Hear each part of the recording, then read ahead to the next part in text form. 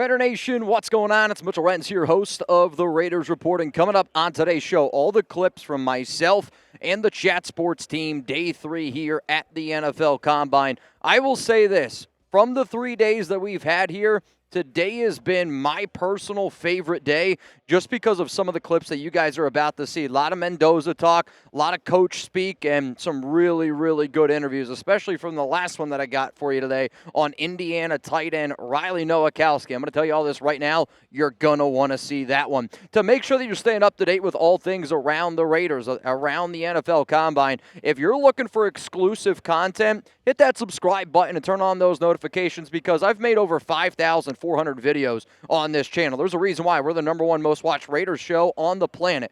But I've never done what I'm doing this week, and I want y'all to know that you're a big part of the reason why I'm here in the building today. So big shout out to all of y'all that are a part of the Raiders Report family. And if you're not, hit that sub button. I promise you, we're going to have a lot of fun here. Let's go to the very first interview that we have, and it's on Indiana cornerback D'Angelo Pons. And Pons was a dude that, man, we had a lot of fun watching that pick six him up against Oregon live on the Raiders Report. So to actually be able to, look at him, see him, he's actually a lot bigger than what I thought he was going to be in person. You know, a lot of times people say, oh, he's too tiny, and he might be a little bit too tiny for an outside corner, but he's a lot thicker than what I gave him credit for. Let's roll over here to Pons and hear what he had to say about Fernando Mendoza, about the Raiders, because you're going to like this one.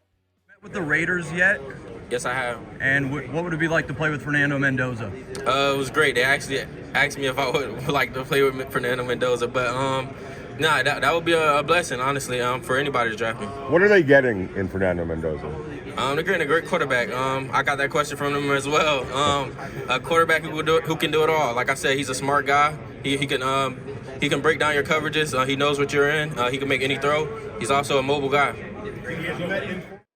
First off, I love the fact that the Raiders met with Pons because you got a lot of missing pieces on that defense. You got Darnay Holmes, who's your nickel corner. He's going to be a free agent this offseason. Eric Stokes is going to be a free agent this offseason, though. It does sound like the Stokes and the Raiders do have some mutual interest in terms of coming together this offseason. But the Raiders need a player like Pons. And I'm not trying to compare him to an old school dude, Amik Robertson. When I say old school, literally a few years ago. But the thing that I missed about Amik was that fire, that passion. And he was like, I don't care if you think I'm undersized. I'm a tough mother effer, and I'm going to let you know it. And that's kind of what D'Angelo Pons brings to the table. On top of that, you could see the smile. I also think it's smart for the Raiders. If you're bringing in an Indiana player, if you don't have a bulletin board of questions around Fernando Mendoza, then shame on you as an organization. But you could tell that the Raiders talked to Pons about Mendoza, and he's not the only player, which, again, makes me very, very happy here from top to bottom. But you could tell these Indiana guys would love the opportunity to play for Mendoza, and I don't blame them. Great leaders, great franchise quarterback. Those are guys that you want to stick around.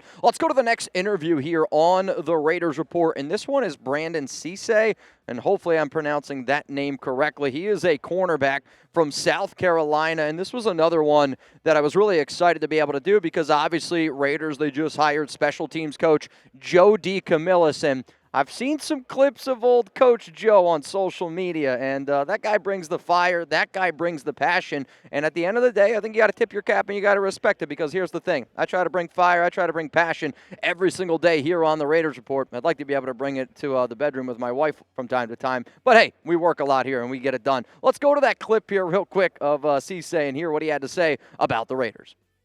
The Raiders just hired Joe DeCamillis to be our special teams coordinator. Tell me something about him, why I should be fired up that he's our coach. Intensity, high energy, one of the best coaches I've ever played for. You know, no matter how good of a player you are on defense or offense, you're going to play special teams, and that's one thing I like.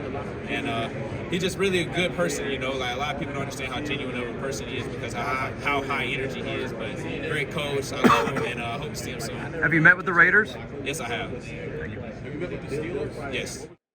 When you got a special teams coach, you need to be able to dot your I's, cross your T's. And the Raiders, quite frankly, they failed at special teams last season. They were one of the worst teams, led the NFL in most missed tackles on that special teams unit. So you need to be able to bring somebody in that's got that intensity. You need to be able to bring somebody in that's got that high energy. And, you know, he called Joe DeCamillis genuine. And when he said genuine, the smile, the grin, the laughter, it was a genuine player giving a genuine answer, and there is a little bit of overlap there. He played a little bit of special teams, but you want a loud coach, and that's what this Raiders team needs. And, he said that DBs play special teams, and the way that he said it, like, if you're going to try to make a roster, if you're going to try to become a starter, all those things are important, but the Raiders drafted Darian Porter last year. I get it, different regime, in the 3rd round. That guy was playing special teams. I don't know if Darian Porter wanted to play special teams. What I do know is this, that if you're able to bring in Cisse, maybe a little bit of a later pick, probably, I think, day 3 guy that wants to play special teams, that has already that relationship with Joe DeCamillis, not every pick's going to be a home run. But when you have the amount of missing pieces that the Raiders do, sometimes you need to be able to hit a good single, hit a good double to turn that into a 3-run home run. So here's going to be a question that I got for the nation out there, and this is going to be the pinned comment here on today's show. If you're like, Mitch, what the hell does that mean? This is the number one question that I want you to answer. It's going to be right underneath the video. I'm going to literally pin it to this bad boy. So you're about to get hit with a YouTube ad break. While that ad is playing, I want you to scroll on down and answer this question for me. What round do you see the Raiders drafting a cornerback in 2026? I'm hoping that the Silver and Black are looking on day 2. Maybe a pick 36, pick 67 is going to be a spot. But I've had some conversations here at the Combine, and I do think that the Raiders are a sneaky team to trade up back into the 3rd round. You got 4 picks in the 4th. You got 102, 117, and 134. Because the Raiders have met with several cornerbacks, and I'll talk about some of these guys here a little bit later on. I'm going to put out another video, spoiler alert, later on today's show. But to me, I think that that's kind of the realm that the Raiders are looking at. 2nd, 3rd round, and I wouldn't be shocked if they tried to trade up and go get another guy, because you got a lot of needs, especially in the secondary there for the Silver and Black. Speaking of needs, I got something that y'all need. America's #1 fantasy sports app out there. It's Prize Picks. You can shoot your shot on Prize Picks and get $50 instantly in lineups when you play your first $5. That's right. Prize Picks is now giving you $50 in lineups when you play your first $5. Prize Picks makes every dunk, every dime, every board that much more exciting. So don't miss the chance to get started on America's #1 app for sports picks. Prize Picks is simple to play.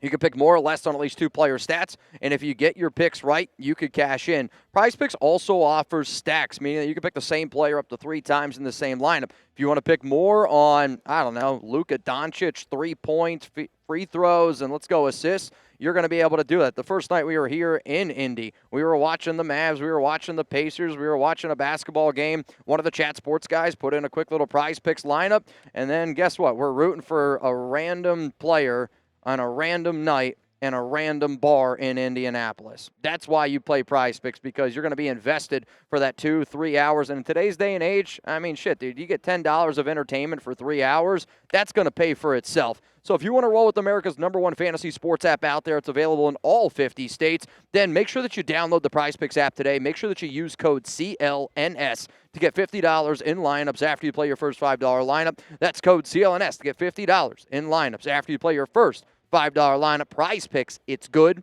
to be right. Let's go to the next clip here on today's program, sponsored by Prize Picks. It's Lewis Moore, and I'd probably put him more as a DB, maybe a little bit more as a safety, and he played this role at Indiana. And, when some of these guys gets marked as DBs, but more of a safety, I would say. I did ask him about Fernando Mendoza, and very nice guy. Not the longest clip we have here today, but here's what he told me. Have you met with the Raiders yet, and what would it mean for you to play with Fernando Mendoza in Las Vegas? No, I haven't met with them, but I guess it'd be somebody that I know. Going into there, I'm not going to an unfamiliar site by myself. But knowing who Fernando is, the person he is, the player he is, that'd be something special to be a part of. So he hasn't met with the Raiders, which I'm not overly shocked by. It's a question that I literally asked basically every single player that I talked to today. I also think that means that he's probably going to be a day 3 pick. And day 3 pick for Lewis Moore, he's a good player. He did say the person and player that Mendoza is, and that would be special. Because, again, you're not only signing yourself up if you want to go play with Fernando Mendoza, I think you get that opportunity where you could tell that he's a special player. And if I'm a dude that's probably going to get drafted on day 3, I want to connect myself with as many special players as I can, especially a franchise quarterback in Fernando Mendoza. Let's go to another little interview here. It's from Jaylen Kilgore, and he's another DB, safety, corner, nickel hybrid, if you will, from South Carolina, and any South Carolina player that I've seen, I've asked them about Joe DeCamillis. This one's awesome because I go, give me a one-word reaction, and I love the one word that Kilgore goes with. Jaylen, how would you describe Joe DeCamillis in one word? Aggressive. Why is that? He knows how to get to the point. He's gonna make sure in his meetings that you're paying attention, and if you're not paying attention, he's gonna let you know why you should pay attention, and he's gonna always make sure you're in the right position. Thank you. Aggressive. I want my special teams coach to coach aggressively, but I also want him to hold players accountable. Like, to me, if Joe's going to be one of these guys that's not afraid to get in your face, he's not afraid to hold somebody accountable because, yeah, guess what? If you're sleeping in the background and you're not paying attention to what we're doing, we're going to look like the 2025 Raiders, the 2024 Raiders. And I'm telling y'all right now, I can't deal with that shit again. But to me, you can just see every South Carolina player that talks about our new special teams coach, words like aggressive, words like intensity are consistently brought up, but it's also a smile on their face. Like, to me, the way that I see a lot of these guys talking, again, I'm not trying to just bring this up, but my dad's my guy, right? I had a great relationship with my dad growing up. He's my best friend, but at the end of the day, that guy was tough on me. But I also respect him more than probably anybody else on the planet. And when you hear the way that these players are talking, I'm not saying they're looking at Joe DeCamillis as a father, but I do think like when you have a big prominent figure in your life and you know that you have that guy's back and you know that he has your back, it's when you get those types of reactions that we're getting here from all these South Carolina players. Let's go to the final interview that I got, and I'm going to say this right now. I think that this might have been my favorite one. Shout out to Riley Noacowski for answering all three of my questions back to back to back. Doesn't happen too often here, but I think out of all the clips that I got, this is going to be one that really fires up Raider Nation because I want a player that wants to be the best version of himself and wants to find ways that he can help a football team win. So obviously, Clint Kubiak the other day said that they're looking for a fullback. So guess what I asked him? Would you want to play a fullback tight end hybrid here with the silver and black? For a fullback, do you think you could play a tight end fullback hybrid with Mendoza? Definitely, I'd love to play with Fernando again. I enjoyed playing with him a lot this year. It's my favorite quarterback I played with in my life. So, I'd love to play another year with him. Whoever is willing to pick me up, I'll give him my all. Do you think that you could play that versatile, like Kyle Juszczyk type of role in a Kubiak system? Definitely, I feel like I have a lot of experience. Like I said, playing tight end. The past 3 years, and I played fullback for a year and a half before that. So, I've had experience at the college level doing all those things. So, I would feel comfortable definitely doing that role. Have you met with the Raiders? Yes, informal interviews. I met with them a little bit. He called Fernando Mendoza his favorite quarterback he's ever played with in his life. Again, like the respect that these guys have, and I'm not shocked about the respect that these guys have. Let's be very clear here. But again, he said that he would want to play this fullback tight end role. I also don't have the clip. You guys didn't see it, but when I walked up to the podium, just because he was supposed to talk at 11:20, he ended up talking like an hour and 10 after when he was supposed to take the podium. But one of the things that was actually asked right before I got there was like, what type of football player are you? And he was like, I'm a physical guy. I'm a versatile guy. And he didn't say humble, and I can't think of the word he used, but it was essentially like, if you tell me to go out and do it, I'm going to do it to 110%, and I'm going to make sure that the guy that I'm going up against knows that he's going up against me. Again, it's not exactly what he said, but it was him being like a physical, violent, fullback tight end hybrid, and like that's what the Raiders need. Like, you have Brock Bowers, you have Michael Mayer. We need that tight end 3 on our roster, and if you can add that fullback tight end hybrid that's got a Fernando Mendoza connection on top of the fact that the Raiders met with him at the Combine, I'm going to tell you all this right now. The next mock draft that I do here on this show, and if you want to see it, you want to make sure you don't miss it, make sure you're subscribed. I've already got 3 other mocks out on this show. But I'm going to be rocking with Noacowski in my next mock draft. You can bet your flipping ass on it. Though, I am actually just getting word right now that we actually just got a bonus clip that I did not know about. But Zakee Wheatley, he's a defensive back from Penn State, and he was asked essentially, who are like the best players that you've gone up against in the last 2 seasons? And both of the players that he mentioned, well, one's definitely a Raider. The other, I think, is going to be a Raider. Let's roll to that clip. Last year, I'll say Ashton Genty, that's somebody who, playing him 2 years ago in the playoffs, that was a player that we did a lot of scouting on. He did his thing. This past year, that's a tough one. We played against a lot of good teams, a lot of good players, but I'll say Fernando.